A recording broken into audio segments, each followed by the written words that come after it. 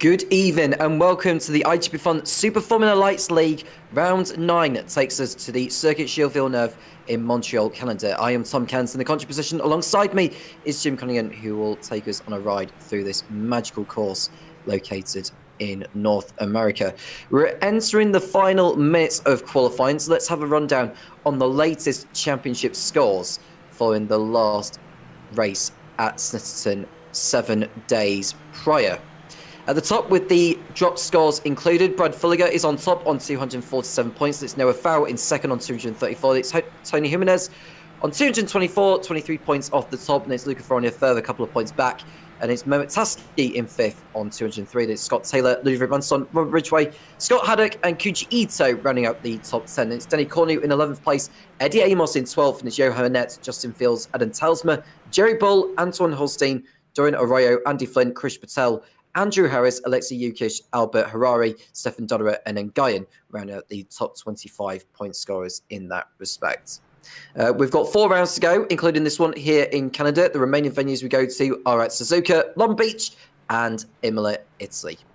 Let's bring Jim into the booth and get his thoughts on the action we've got for tonight. Jim, good evening. Good evening, Tom. Good to be here with you, as always. I think this is an underappreciated circuit here. I think I like it, and I think it produces decent racing. But for some reason, it's not extremely popular with drivers. You'll find a lot of drivers that say they dislike it. But I personally, I'm a fan of it. I like driving it, and I like watching action racing here. So. I do very much as well. I mean, Montreal is one of those that has stuck with me since I was born. And I do like the place. And of course, it has this elongated F1 contract for the years to come. What we're looking out for in the race then, because there are enough chances to get overtakes done, but where do you think we should expect the most overtakes to be done at? Most likely the last chicane of the lap, but where do you think? Yeah, I think, the last chicane, and let me track map. And obviously down there at the hairpin at the end of the front before you get onto the long back straightaway, and then the other hairpin, and then potentially that one there, obviously the one's on screen now, and then I think potentially the I guess I won't. It's probably not named the bus stop, but it's kind of like a little bus stop chicane they've got there. I think there's some potential there as well.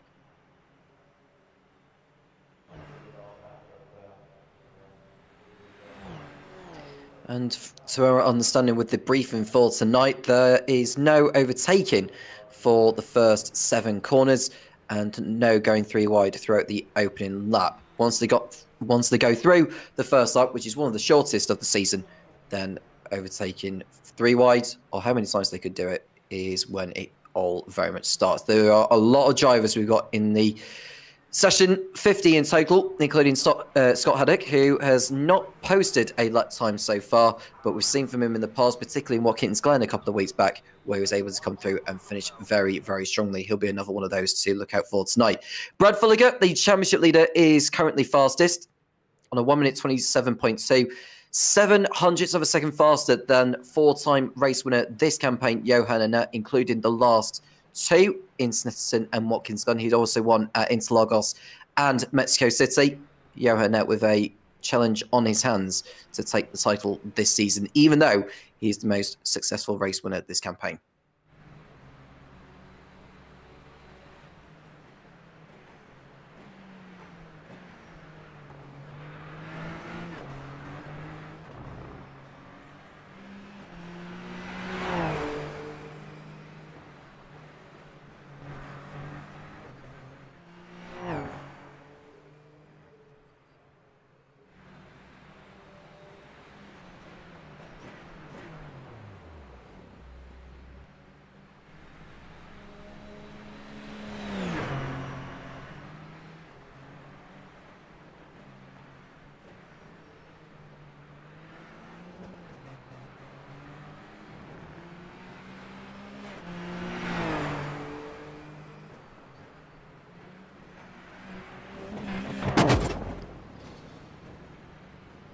Yeah, that was who that.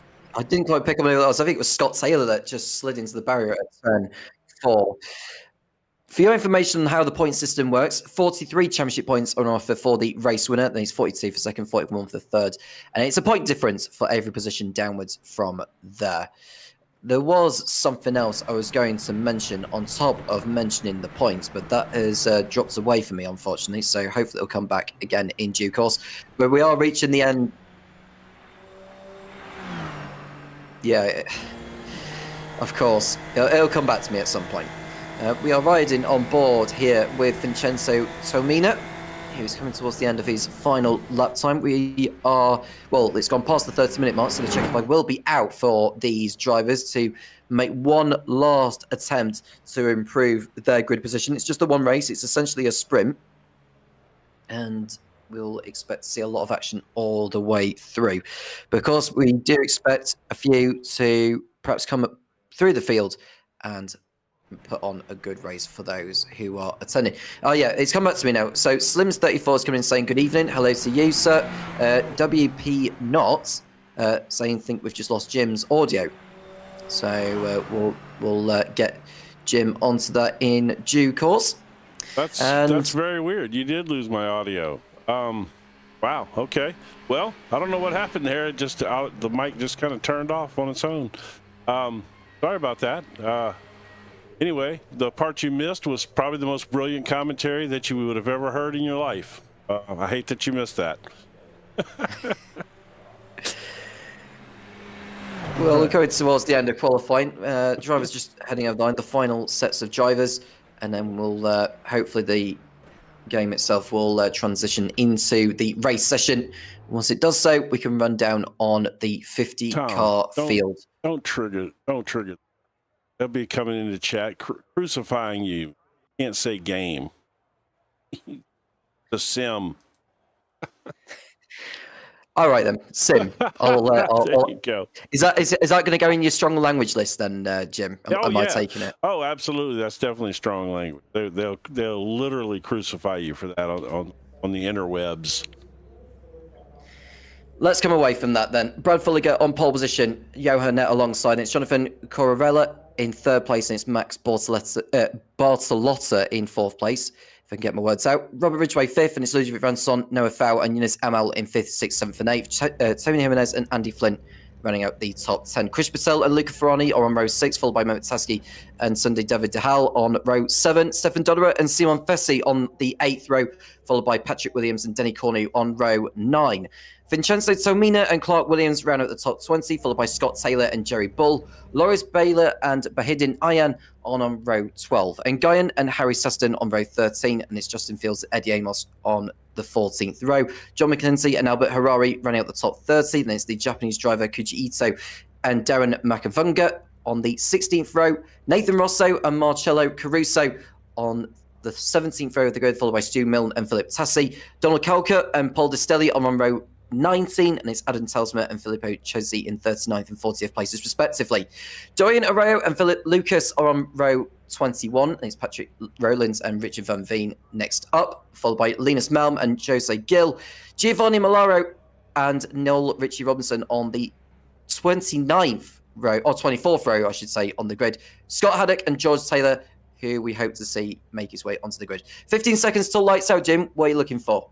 I mean, this is a tricky start here. There's basically no run into this first turn, so it's gonna be quite interesting. I think we are gonna, with this big of a field, I think we're bound to see some action right off the bat.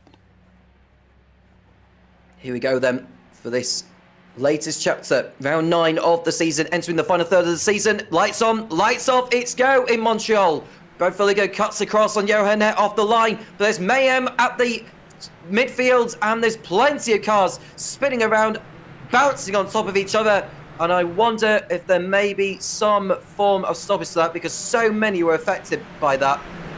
But Brad Filliger is pulled away ahead of Johan Net, with Jonathan Corarella in 3rd place, Max Bartolotto in 4th, and then we've got Robert Ridgway and Ludwig Bransel next. Remember, there's no overtaking for the first 7 corners around this circuit. Once they go past turn 7, overtaking can commence.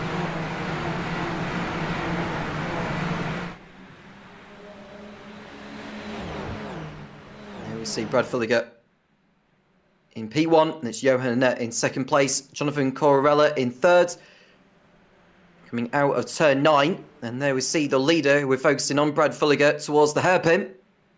Now, is Annette going to make his way through at the moment? The answer to that question is no, but Filliger's gone a little too deep, Annette on the inside, but will he have the high ground on the exit, on the run down to the last chicane before the first lap is out? Well, they are free to pass now, so we shall see. Could be looking at 3 wide towards the end of the lap if that's what they're looking at, but even though it's not actually within the briefing for them to be doing that, so Jonathan Corarella was wise to remain back from these two. Filliger's exit out of the last corner wasn't particularly great, and Annette is going to be alongside, perhaps into the lead before the lap is out. Annette is ahead of Filliger into 1st place, and we've just seen a few drivers cut across the final corner. Yeah, absolutely, Jim. Yeah, here we go. Now they're going side by side. And there we see Filliger on the inside for turn number 3. Sneaking in front of Annette by the time they get there. I think Filliger put a wheel in the barrier, actually, which won't have helped his cause.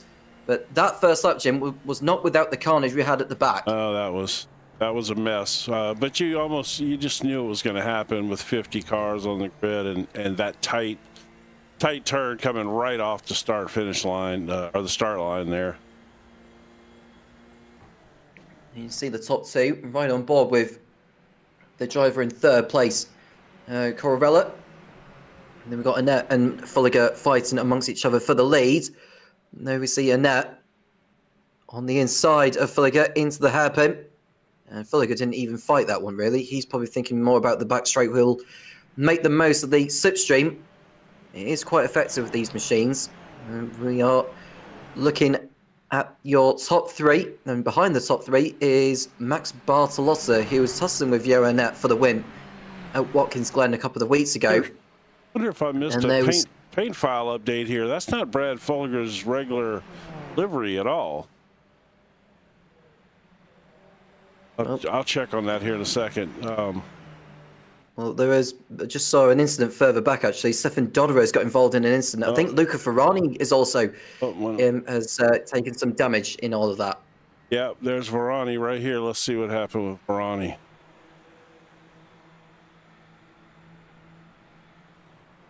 Oh, he got taken out there, did Ferrani.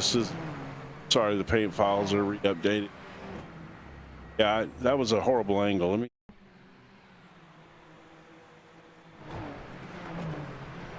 Paint files up. Oh, he did. He just got flat run over, didn't he? Yeah. Oh my goodness. Couldn't tell who the driver was behind him that missed his braking point. There we go. There's full of regular. Like it looked like Lando Norris's helmet. On a car itself, yes. But now he's behind Johan Nat, and he's completely engulfed by Jonathan Corarella and Max Bartolotta. Bartolotta went too deep into the hairpin, and now that's allowed Robert Ridgway to get alongside, and we could well see another change for position here before lap number 3 is out of this 32-lap encounter. The drivers out of the race so far. We've lost the likes of Filippo Cisi, Nathan Rosso, Marcello Caruso, Sonny David DeHaal, Abbott Harari, Richard Van Veen, Kuchi Ito, and Harry Seston. Mehmet Tassier has also found himself in the wall somewhere, so he's going no further at the moment. But some of those of which I've just mentioned will have rejoined the race, but are a lap behind. Oh, that's coming together. Who was that? That's Fulliger and Corarella. Yeah, Corella. Like Fulliger didn't really. Damage. It didn't look like Fulliger suffered too much from it, but it sure dropped Corella back. That allows Johan Nett to pull out a margin of 1.5 seconds through all the drama. Max Bartolotta in second place. Brad Fulliger, despite that spin, he's coming together with Jonathan Corarella, who's down in 14th position. And I think Fulliger's allowing the field to go by because he has established the fact that he's taken some damage from the contact. Oh, maybe so, yeah. Trying to find the incident. I don't. His name mentioned it. Strange. There he is. He'll be making his way back into the pit lane. So Shane there for the championship leader. If you were to apply the drop scores already, there are out of 12 rounds, the driver's best 10 results determine the championship winner. And Brad Fulliger, his chances of retaining the lead in the drivers' championship are becoming increasingly slim, unless we see a whole lot of drivers dropping out of this one as the race continues to develop. And that's actually Corarella going for a spin first, and Fulliger took a evasive action. It looked like Fuller touched him, though. No, he didn't touch him at all, Jim. Corarella spun by himself, and Fulliger was taking evasive action. So then I wonder why all of a sudden he lost all those spots. Because he didn't have damage, he didn't touch anything. Well, yeah, that's what I thought as well, but he's very in the pits. Yeah, it could be a technical thing within the sim itself. Maybe. So yeah, we'll see. But we're looking at Johan Nett, who's in the race lead right now on lap number 5, and he is dominating proceedings. Ludwig Ransson has got by Noah Fowl whilst we've been watching this in the background. But now it's all beginning to really take shape as the race continues on as it is.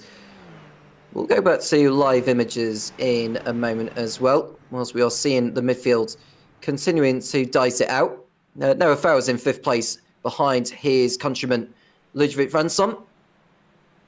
And behind Farrell is one of the veterans within this series, Tony Jimenez. Runner-up last season was Jimenez behind Lee Aberdeen.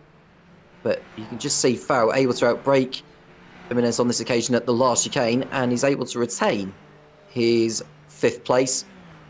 And we see Jimenez who's got Chris Patel on his tail. New fastest up of the race from Johan Nett. That time being a 1:27.9.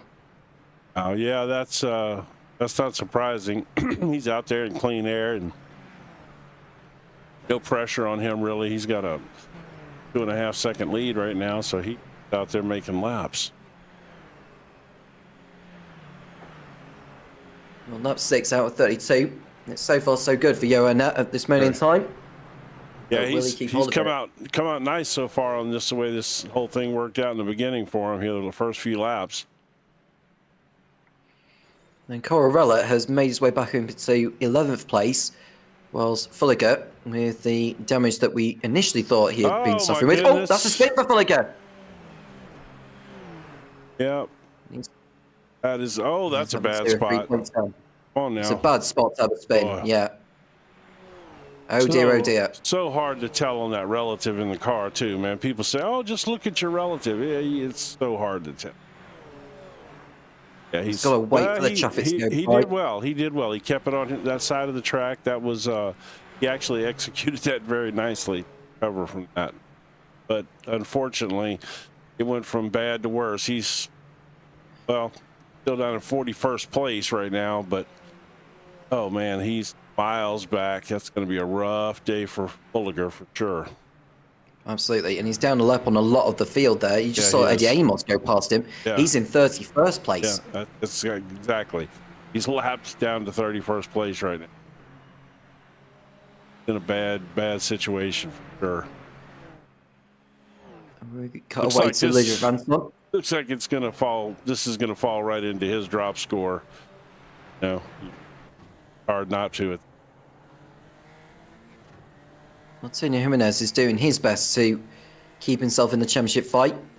With the drop scores involved Jimenez, in the latest standings. If I'm not mistaken, didn't Jimenez get by foul a minute ago? No, he didn't. He was side by side with him at the last chicane, but Fowl was able to fend him off that time around. All right. So Tony Jimenez coming into this round, third in the standings on 224 points, 23 off the leader of Fulliger. Now, looking at Jimenez's worst results so far this season, coming at the Red Bull Ring and Snetterton last week, 21st and 22nd places are what are discounted, which means the next highest or the next lowest score of that is a 16th place finish in Hockenheim as he looks to the outside of Fowl, but once again Fowl takes this line perfectly and holds on to the place. But you have to say Jimenez has got a chance to close down the arrears on Fulliger. If I have a look at Fulliger's race result, he didn't take part in Interlagos, and he had a 16th place finish at Watkins Glen. Yeah. Well, it's good. So when the drop scores are factored in, I mean, this early, it is so tough to figure out where this is going. But well, what I will say is the result of if he was to finish in 41st place now, which would give him 3 championship points, the 16th place finish in Watkins Glen would then be applied to his championship score. Which would actually, in this case, how many points is 16th? 16th, I believe, is 28. Okay, so I mean, actually, in his case, it's gonna improve for him, but it's also gonna hurt him because he's lost the opportunity to drop a mid-pack score now. Gonna have to apply that 16th place. I mean, there's a long way to go yet in this one. Since we last spoke about Fulliger, he's made up a place as ahead of Clark Williams in this one, who has had an off of his own. Don't know what happened to Clark Williams, unfortunately, so we'll find out in due course, as Jimenez still cannot find a way past Noah Fowl this time around. And I think even with the slipstream on this pit straight, I don't expect Jimenez to make a move here. I'm surprised he hasn't tried something different with Fowl. You can just see he just backed out of it there. Did have a look at it initially, but now that's Chris Patel alongside Jimenez on the exit of turn 2. Now, is Jimenez going to be able to hold on here? I think he is, yeah. So Jimenez holds on to 6th place. Yeah, but now he's all of a sudden, he should be as worried about what's going on behind him, which is probably a really good thing for Fowl. We're into the second quarter of this race, and Johan Netslade is coming up to 4.7 seconds on Max Bartolotta. We've got Fulliger, who has gone off again, Jim, unfortunately, and his day's work is more or less done, I think, now. Yeah, it's probably, at this point, there's no scenario in which he's going to improve enough to staying out on the track, because by this point, the cars are so spread out that you're not going to have mass group of cars dropping out or anything. I would like to go back and look at that start one. And what do you think? Do that real quick. Yeah, I think now is the time to do that, because we're not seeing enough on circuit at the present moment. So we've got the time to have a look at what happened at the start. Jimenez he's not going to be able to get through on Farrell on the back straight. The outside just isn't where he needs to be. All right. So, Whilst we bring up the replay of the start, which we'll have a look now, actually, you can see there's a space on the grid there. Someone must have been starting from the pit lane. But there we look at Simon Fessy. so I think this is too far forward here. Yeah, he's too far up the grid, I think. Back in the. This is Darren McAvunga. A few cars in front. Oh, there it is. Oh, man. So someone was rather slow off the line, and that's what triggered the chain reaction. Yeah, that was. That's just a problem with these huge grids like that, and one guy gets off the line on these standing starts, and we've seen it through Formula One through the years, and they only have 20 cars on the grid, and we've got 50, so it's so easy to happen here. Well, Fulliger is he back on circuit now, as he called it? I think he's called it now as Fulliger, and I think on the back of what we've seen, I can't really blame him that much. George Taylor is coming through the field very, very nicely, Jim. 28 positions up from his starting spot of 50th. We weren't sure whether he was going to actually take the start or not, but he has. And he's quietly made his way up into 22nd place, and we're only on lap 10. Yeah, and I tell you another one right here, Scott Haddock. We talked about him and liking to work his way up through the field, which he does. Up 24 spots right now into 25th place, starting 49th overall, second to last on the grid. Didn't put in a qualifying time, and worked his way up quite nicely so far. Long way to go, though. It's such a big field. It's hard to believe you've passed 24 cars, or 25 cars right now, and you're still in 24th place. Oh my goodness! Oh, it's right in front of him. I was going to say, I thought there was an incident up the road. There has been. That's Stefan Dederer involved. Scott Haddock has got caught up in the mayhem, unfortunately. And I think the other driver involved, I think George Taylor's out as well. Yeah, it was. I believe that was George Taylor. Yep, it was.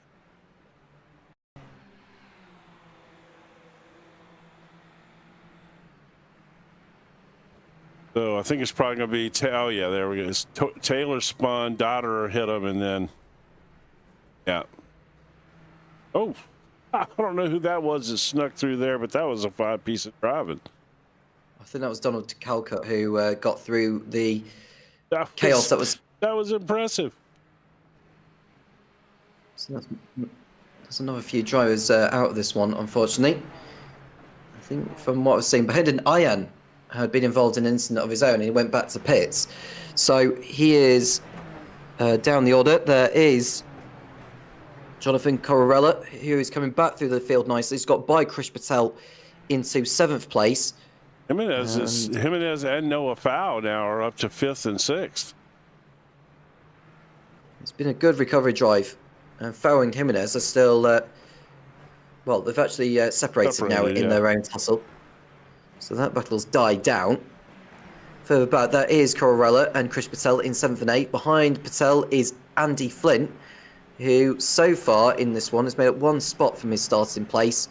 And then it is Simon Fessy, Denny Cornu, Vincenzo Tomina, who have made up positions nicely in this. Likewise for Jerry Bull, Scott Taylor and Guyan. Stu Milne up 19 places, 35th to 16th. And further back, we're looking at Luca Ferrani, who was caught up in the mayhem at the last chicane. But he's coming back through past what is Linus Malm for 22nd. Yeah, he's unfortunately down 10 spots. He had a pretty decent qualifying run. And Mr. Steady here, he's, like I said, I really believe that, he's had a great season of being just a steady finisher, but I think he's going to definitely have to find some pace and somewhere and win. I don't mean to tell you slow that. I don't mean to apply that. Just that he needs to win a race. I got to get up there and those kind of finish. Too many guys that are winning a race, finishing first and pushing. If all the scores were to be applied, Luca Ferrani would be leading the championship. Right. That's 100%. He's finished Has he finished in second place yet this season? I don't think he has. So he hasn't taken a win or a second place finish. But he's had a podium, right? Yeah, he had a podium in Brands Hatch. Did Luca Ferrari. Good place to have one. And you can just see Eddie Amos fighting it out there. He's up into 25th past Doyen Arroyo. Gotta love that Tron car. Such a familiar with Tron, the movie? A little bit, but not extensively. I don't watch a lot of films. They had they have a Tron ride at Disney World too, and it's all lit up blue, kind of like that same. You'd have to see the movie, but yeah, the ride is fantastic. Took our son this summer. I know, ride it 3 times.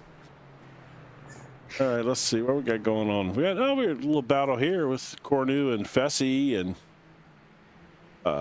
Cormina. Nice little three-way battle here. And there we see the two Unity cars ahead. Uh-oh. And behind, someone did a little drift around at the last chicane. I didn't quite see who that was. I mean, it might have been Philip Tassi. No, it was ahead of Win. That's Jerry Bull in 13th place there. And behind Jerry Bull is Scott Taylor, who so it must have been a lap car then. It might have been a lap car involved in the incident because we saw the incident earlier. Yeah, I'm not sure. I think it was a lap car though for sure. Okay. Well, looking at the number of retirements so far, Harry Saston didn't take the start. Kuchi Ito out, Richard Van Veen, Mehmet Taski, Nathan Rosso, Filippo Casey, Sunday David DeHaal, Loris Baylor, Eunice Amal, Clark Williams, Brad Fulliger, the championship leader who we've lost, Bahidin Ayan, Stefan Dodra, we've also lost in this race, Noel Ritchie Robinson out, Darren Makavunga, Giovanni Malaro, who is still going actually. He is circulating around. I think he's the last driver circulating is Giovanni Malaro in 35th spot. But meanwhile, we're looking at Corarella and Jimenez tussling over 6th position. To the outside goes Corarella, who's been trying that so many times over the course of the race, or at least Jimenez was when he was fighting with Noah Fowl. But now he's got a different Frenchman to his side, and he had to back out of it. But he would have been displeased, actually, with the way Corarella cut across on there, Jim. And Patel gets through there as well on him. I'm not 100% sure that they didn't just make contact. There was definitely a slide from Jimenez. And see it from an angle. So right on board with Corarella. On the approach to the last chicane. He leaves Jimenez enough room. I think they did make a little contact. I don't think there was an awful lot. I think that's a racing incident. I really do. No, I don't disagree with that. But, still, I think that's certainly slowed him down. Let's do.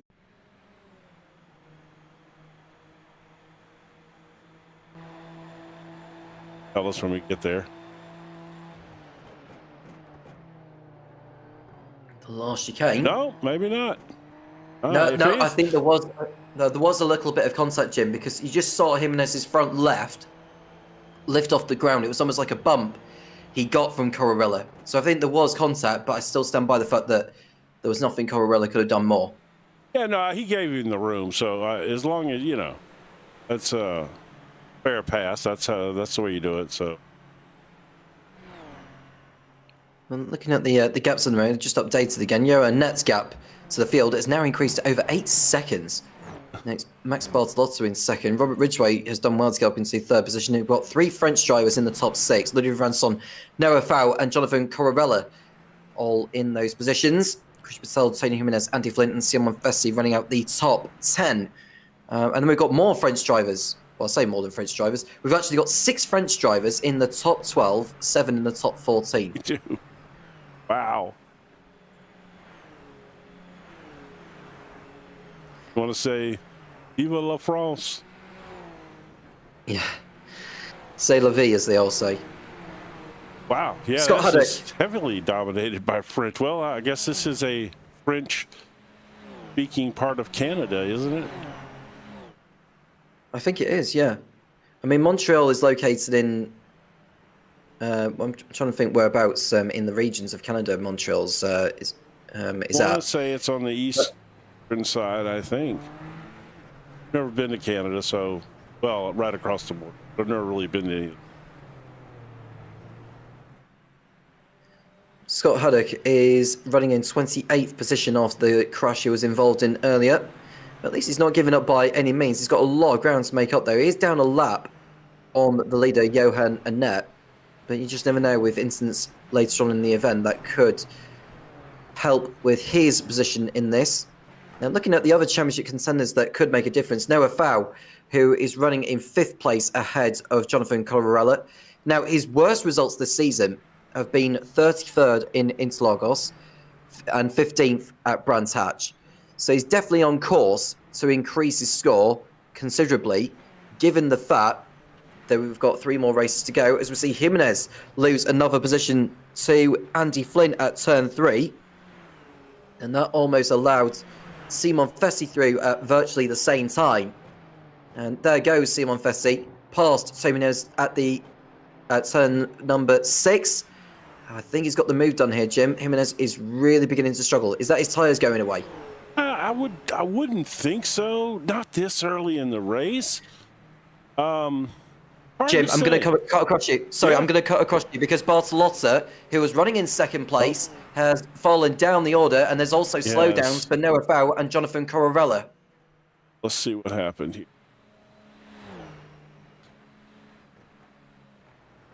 Oh! It's the curb at turn 8, and he caught the barrier. And hard to say if that was hard enough to get some damage or not. No, that's I wonder if Noah Fau. Come on now. Why, that's really poor from Bartolotta. That's really not good enough. Oh, and that explains why Fau and Corarella got slowdowns. Yeah. They will not be happy with that. Oh, I don't think so. Let's see. I don't know.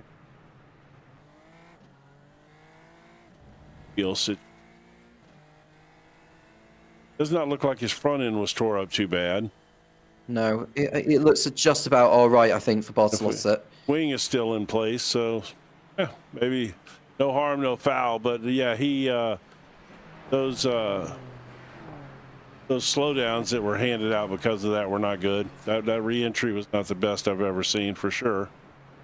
Although I liked it when he spun it around, just not when it was in the middle of the track. Bartolotta's mistake has allowed Robert Ridgway to move into 2nd place, 12.5 seconds off the lead.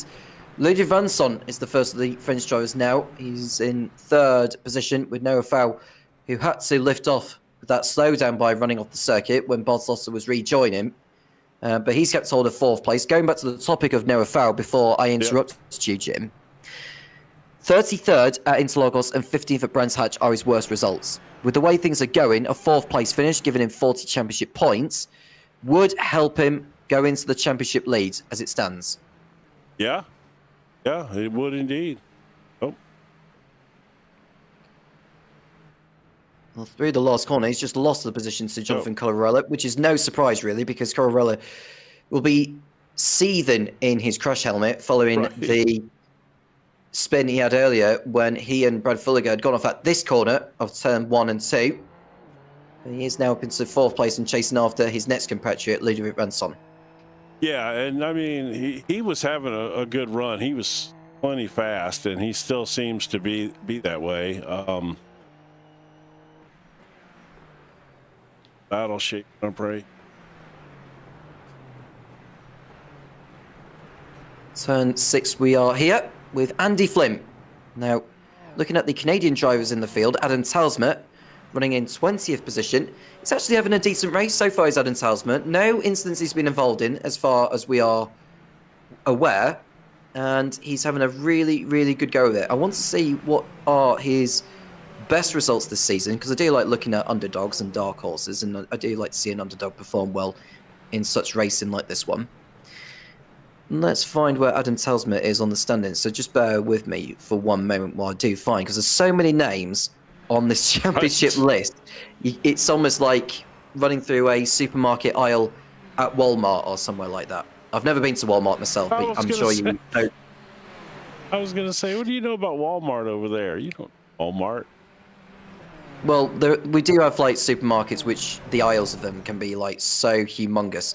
And that's a car in the wall there. Is that I think that might be a back market. No, it's not. It's Max Barcelotto's hit the barrier, Jim, at the World of Champions. Yeah, it's definitely Max Barcelotto. You can tell by the black and orange flag on the timing tower. Max Barcelotto has hit the wall at the Wall of Champions, and that is his race effectively done. Oh, okay, back.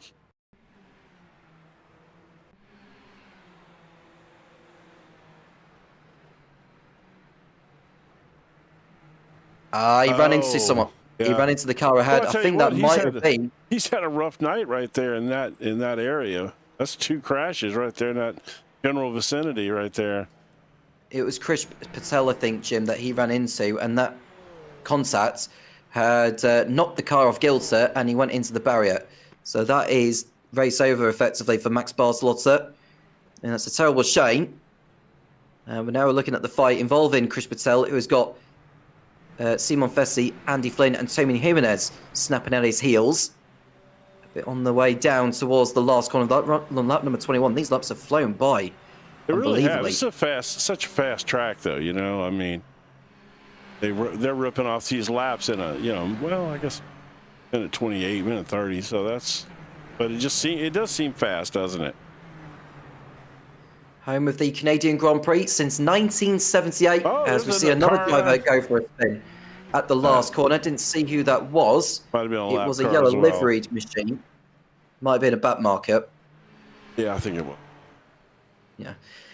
Home of the Canadian Grand Prix in 1978, and in that very race in 78, happened to be the coldest ever race in Formula One history, Jim. Really? Yeah. Well, that's a cold part. What time of the year was it? It was around about October time. Oh, yeah. Cold up there that time of the year. Yeah, it was either October or November. But do you know who won the race? 78? Yeah.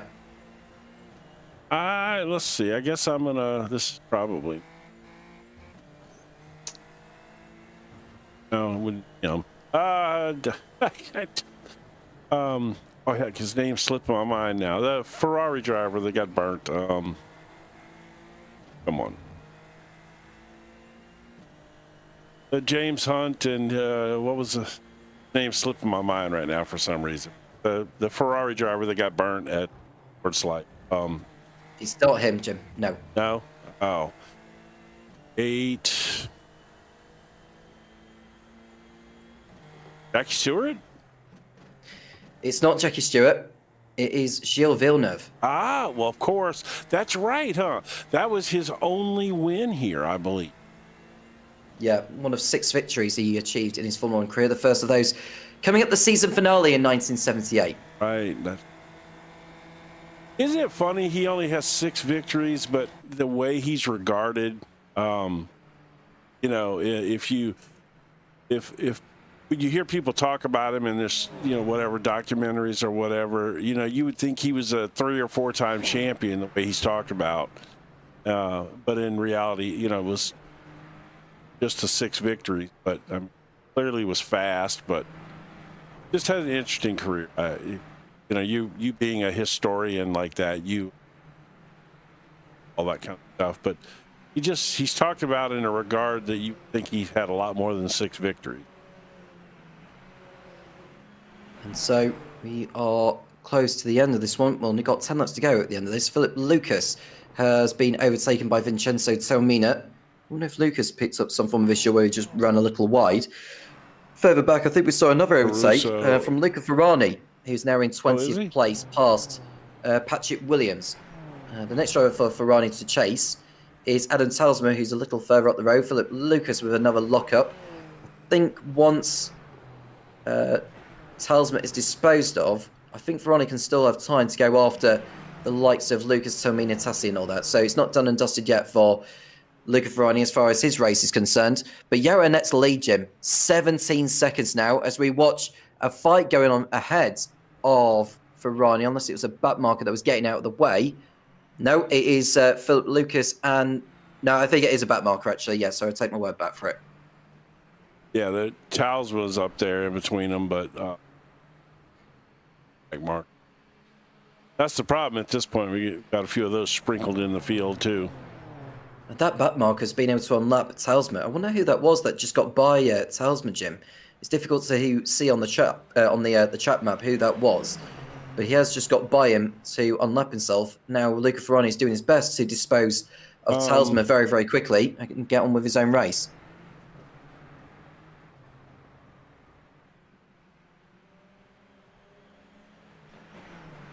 Two red cars like race in there.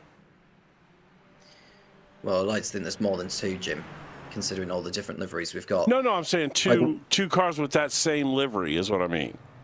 All right, sorry. Yeah, I think there was maybe even more than two. I think there's maybe even more than two with that. New fast stop of the race, by the way, from Johan Net.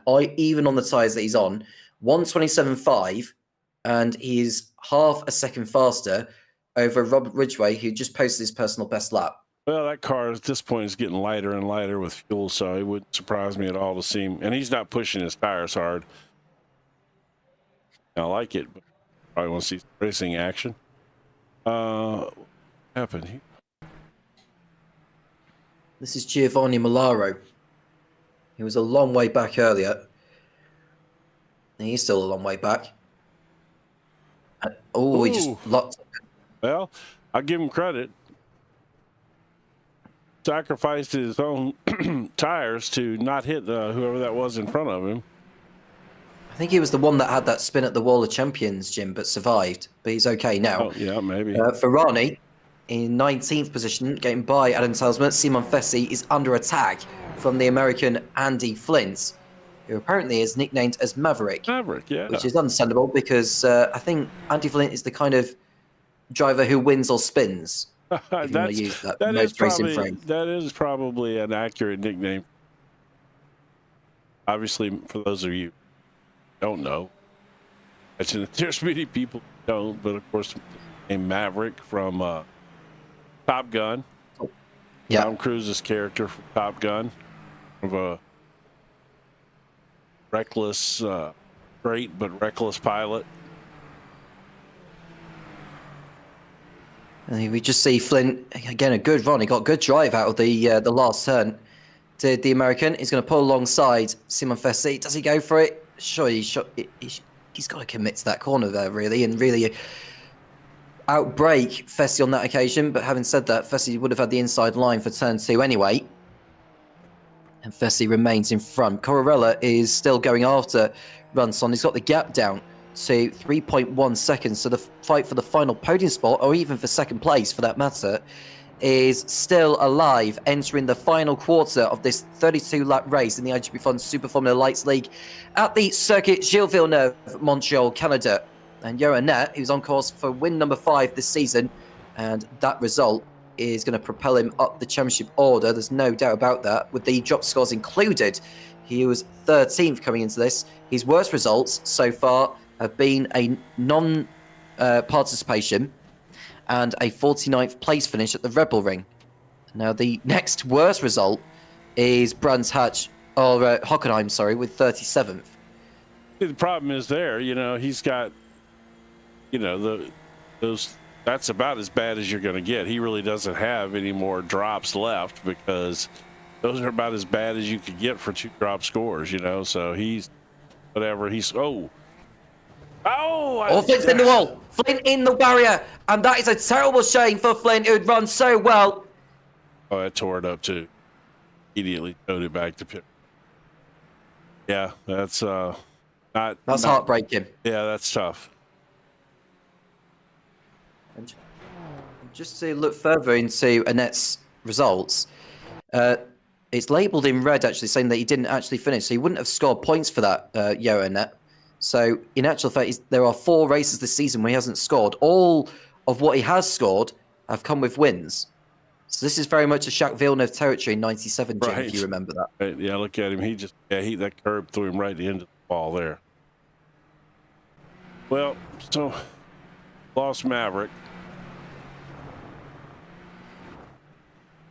And we are looking at Philip Tassi, who's another one of the American drivers within the field.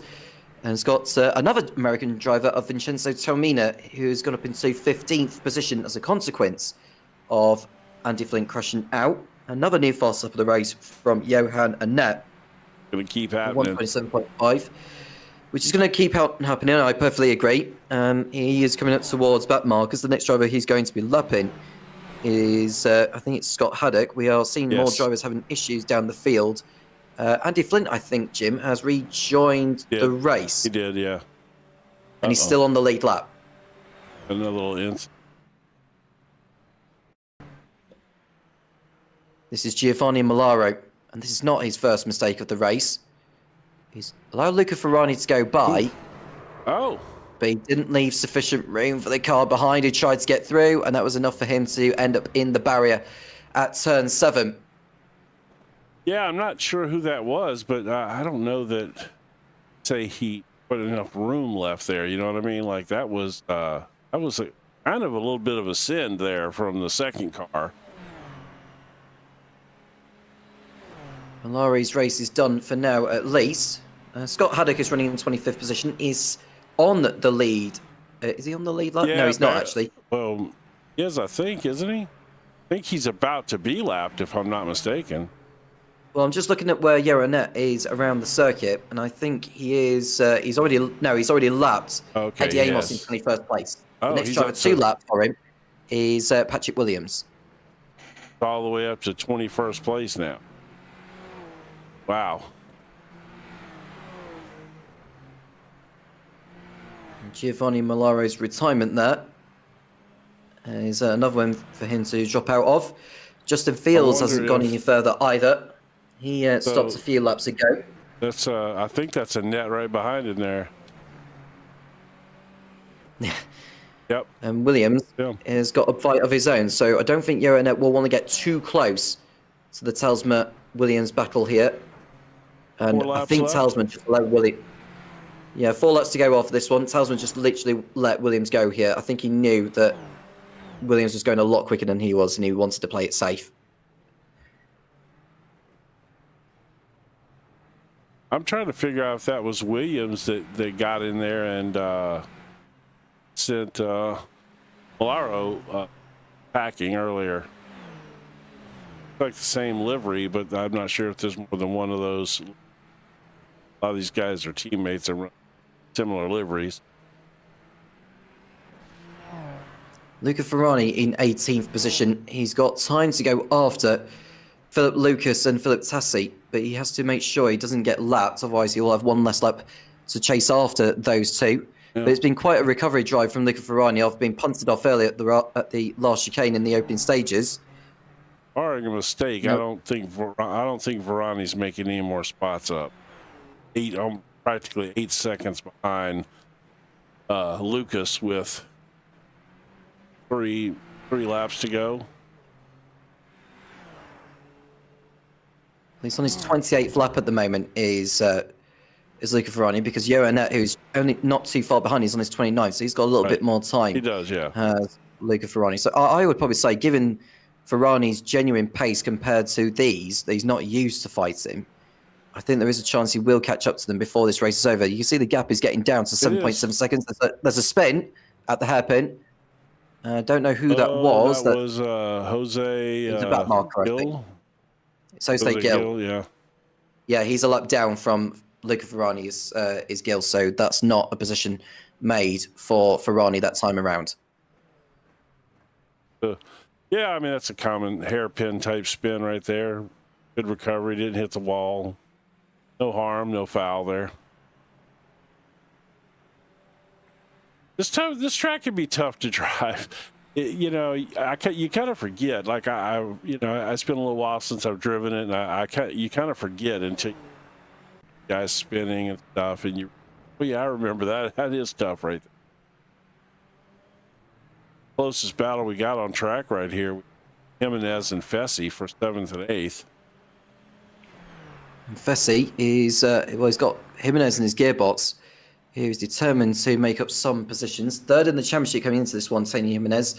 He'd be hoping to head into the championship lead, but it looks like Noah Fau, who's on course for another strong result, having a consistent season by his standards. He's on his way ahead of Brad Fulliger, who is not going to be scoring today. But it's been a strong race from Johan Annette. who, with the 43 championship points he's about to achieve, will move him on to 215 points, which won't be enough for him to move into the championship league, but he'll definitely be a lot closer. It's been a perfect run for him. I mean, short of passing some back markers, he hasn't seen another car all day. A good drive from Robert Ridgway as well. He came into this 8th in the standings. His worst results have been the non-finishers in Interlagos, Red Bull Ring and Watkins Glen. Now, one of those non-finishers will have to count towards his championship score, so it's vitally important that he keeps on scoring the way he has been if he wants to be anywhere near the championship fight. Yeah, that's the problem. When you've got 2 non-finishes like that, you pretty much have to make them all count after that, you know? And Simon Fessy, who so far this season, looking at where he is at, now he's missed 3 rounds, or 4 rather. He's had 2 non-finishes, and his best result being 8th at the Red Bull Ring, so he's by no means anywhere near in the championship fight, but he'll want to elevate himself up into the order in the standings. Within the top 25, Jim, so we could at least mention him on the standings, because we run through the... not the whole table, because there's literally something about 80 drivers to run through. It'll take us ages to run through. That's why we run through just the top 25. Penultimate lap for Johan Net. Yeah, what a show he's put on as Jimenez here, closing it down on Fessy a little bit on this lap here, trying to get it done before this thing ends. They're all pushing right now to make up what they can. We got another little battle shaping up right here. I don't want to lose sight of the lead. Yeah, I was going to say this battle is intensifying, Jim, between these two. Is that can't be Giovanni Malaro in the way here, because he's come back out on circuit, I think. Could be. As the let's have a look. It is. It is Giovanni Malaro. He's got out of the way though, and there goes Corella on Ransom for 3rd place. That was a neat overtake of the inside. He spins and drags Ransom with him. He got the power down too soon, and Corella, with his 2nd spin of the day, has got damage, and I think Ransom's front wing is also disappeared. Oh my goodness. Corella he's in trouble too. Patel's passing him right now. He's definitely got damage, Jim. Yeah, he's got that black and orange flag. He may decide to carry on to the final lap. Yeah, but that meatball flag, they have to pit, or they get a 40-second penalty, I think, or something. Not 100% sure, but either way, Ransom's got continued rounds. We need to go to the race leader, Johan Annette, who is on his last tour. It's been another dominant drive from Johan Annette. He has had his fair share of misfortune this season. He is human, and he is able to learn from his mistakes and know that these wins will be vital towards the title. Even if he has to win every single one to take the championship, then so be it. For this man who's absolutely smashed it today, Johan Annette. Yeah, you would argue this is perfect form right here today. Race winner at Interlagos, race winner at Mexico City, race winner at Watkins Glen, race winner at Snetterton. It's going to be high fives all round for Johan Annette. He wins in Montreal in the iGPFun Super Formula Lights League. He spins over the line in style. What a race from that man. An excellent piece of professionalism. Incredible stuff from Johan Annette. He is absolutely elated. And who can blame him? He's looking at Chris Patel, who's got Noah Farrow ahead of him. Now, Noah Farrow, who we expect to move into the championship lead, might end up losing 4th position to the American who goes to the outside for one last time. Can Farrow outbrake him here? He cannot. They find the curb. They almost make contact. How on earth they came away with that without any form of damage, I do not know. Ransom gets over the line in 3rd place, even with the damage. Farrow 4th, Patel 5th, then it's Simon Fessy, Antonio Jimenez, Denny Cornu 8th, Jerry Bull in 9th place, or Jonathan Correa. Bull's dropping. He's in pit road. I wonder if he's had an incident somewhere as Jerry Bull. I don't know where. He but crossed apparently the line? No, he's not crossed the line yet, because the line's further down the straight from where he's at. So Corella is in 9th place. Scott Taylor jumps up to 10th. And then we've got Nguy and Jerry Bull, who are waiting to get over the line, but his position's lost to John McKenzie. Vincenzo Taumina, does he get ahead of Jerry Boyd does so. So does Philip Tassi. Stu Milne will be 15th. And then we see Philip Lucas will be 16th place with Luca Ferrari in 17th spot. Yeah, oh, there's all of these after.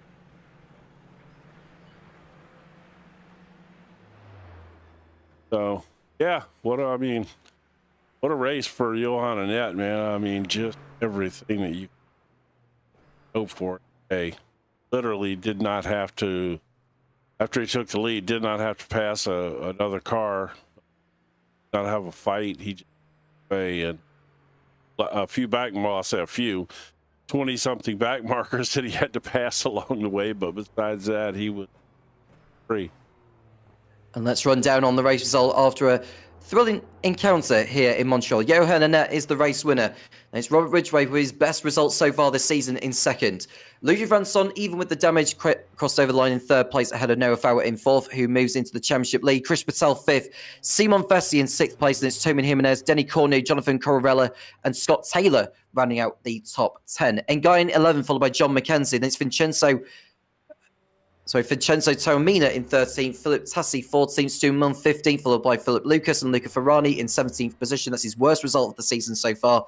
Jerry Bull 18th, Patrick Williams 19th, and it's Adam Talsma on home turf rounding out the top 20. Eddie Amos in 21st place, and it's Andy Flint who actually got going to the end, albeit he finished one lap down. Scott Haddock also made it to the end, made up 26 positions from where he started. Good going from him.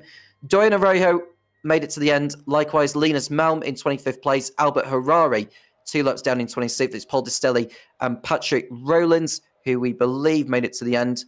And Jose Gill also in 29th place. Giovanni Malaro retired or continued to the end, 30th place, 4 laps down. Justin Fields didn't make it to the end. Marcello Caruso also stopped, along with Max Bartolotta, who could have won today. George Taylor, Donald Calcutt, Darren McAvunga, Noel Richie Robinson, Stefan Dodderer, Mahidin Ayan, Brad Folliger, the championship leader coming to this, no longer is at the summit. Clark Williams, Eunice Amal, Loris Baylor, Sonny David DeHaal, Filippo Casey, Nathan Rosso, Mehmet Taski, Richard Van Veen, Kuchi Ito, and Harry Sesson didn't even start the race. Yeah, what an event, man. I think to me, the thing that stands out in my mind is Brad Fulliger. You know, what an unfortunate day for him. And Johan Annette's brilliant drive. I mean, it just underlines the fact that Johan Annette, although he's not the championship leader yet, you know, the only time he has been scoring points have been when he's won. And that's why the rest of the field better watch out when the season comes to its close. What is that now? Imola His in 3 weeks. That is 5th or his 6th win? It's his 5th win. Yeah. But I mean, he is really, like you said, when he doesn't have trouble, he is so fast. Wow. Yeah, I'd be interested to see when the points come out and the drop rounds are applied. You know, of course, it's going to shake up, and you know, it'll take a while to settle in with the drop score coming in. Yeah, good. I mean, good solid race. Huh? What's your opinion? What you think? Go ahead. Yeah, I definitely enjoyed that, and I wouldn't mind Montreal hosting a round of this next season when 2026 arrives. If you have enjoyed that, do make sure you like and subscribe to the JP Broadcasting YouTube channel. You can keep up to date with everything that's been shown on the channel itself. And Jim, thank you so much for joining me in the booth. Pleasure as always. The next round of the championship will be at Suzuka, Japan. Can Johan Annette make it 6 wins out of 10 there? And who will be the championship leader by the end of that particular occasion? We've got Long Beach and Imola still to come in the coming weeks. But for now, we sign off with Johan Annette dominating once again. But it's Noah Fowle who is the new championship leader. I am Tom Cairns with Jim Cunningham, and we'll speak to you again soon when the iGPFun Super Formula Lights League returns.